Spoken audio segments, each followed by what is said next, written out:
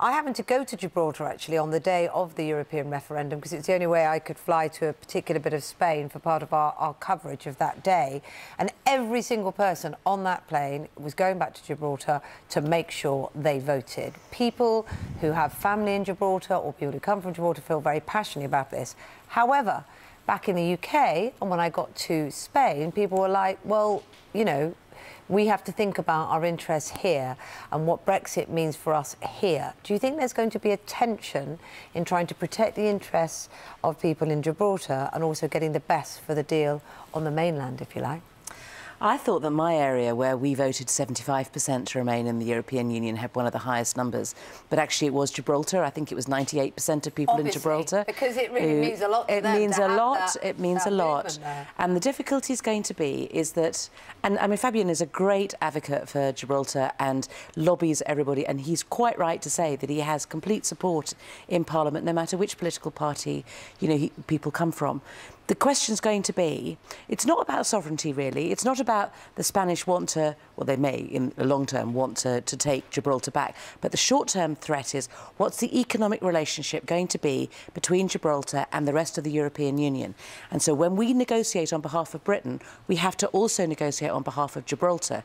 And what the Spanish and the Europeans are saying is, no, no, no, we won't agree to any deal without Spain being happy about the deal with regard to Gibraltar. It's also slightly more complicated than that, isn't it? Because everybody in Gibraltar wants freedom of movement of peoples at the top of the list, because that's how they work the country.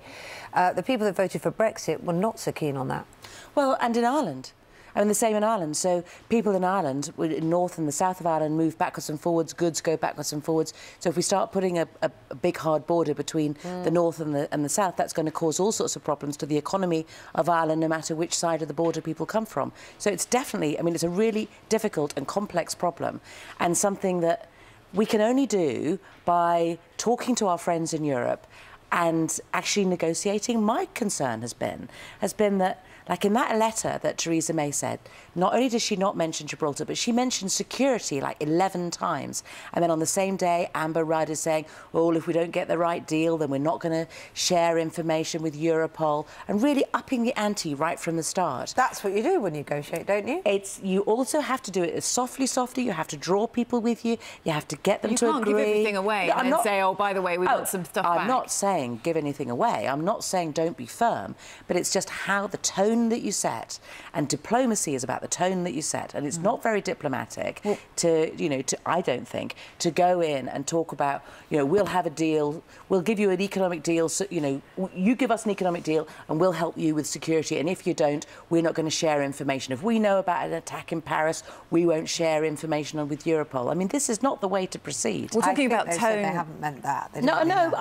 But, you know, why say it if you don't mean it? Talking about tone, you've called Lord Howard's comments inflammatory, you've called it sabre-rattling, but isn't it right, though, that the UK signals that they mean business when it comes to securing and maintaining the status of Gibraltar at this stage? You know, you saw there from Fabio, and he's saying it would, you know, gut his soul to have any part of Gibraltar governed by Spain. We have to be absolutely clear that we will not let any other nation but Britain govern Gibraltar, because the people of Gibraltar want to be... And at what point would you go to war over it? No, the people of Gibraltar want to be British, and that is that. And that's a principle of self-determination that we absolutely stand for, and we have to be completely firm about that. We do not need to start talking about war or anything else. I mean, for heaven's sake, we only sent the letter a week ago, and we're already talking about war with Spain? Really? This is not the way to negotiate, right? We have to start with believing these are friends, we all want to get the best deal, let's sort it out together, let's not up the ante. So you also need to say, we want to get the best deal, but from different sides. You we want the best deal for us, and they want the best deal for them. We have to be firm about what our bottom line is, and our bottom line is Spain will not have sovereignty over Gibraltar. But if you were in power, would you be prepared to use force to protect Gibraltar? If it came to it, of course, but it will not come to it. We need to negotiate, and we need to negotiate not necessarily sovereignty, because I don't think that's the stage at the moment, but the question at the moment is, what will the economic deal be that will be to the benefit of Britain and to the benefit of Gibraltar? And Gibraltar must not be forgotten when we're negotiating on behalf of Britain. We have to make sure we get a good deal that doesn't strangle the economy of Gibraltar, and I know that's what Fabian is concerned about, and I'm concerned about that too.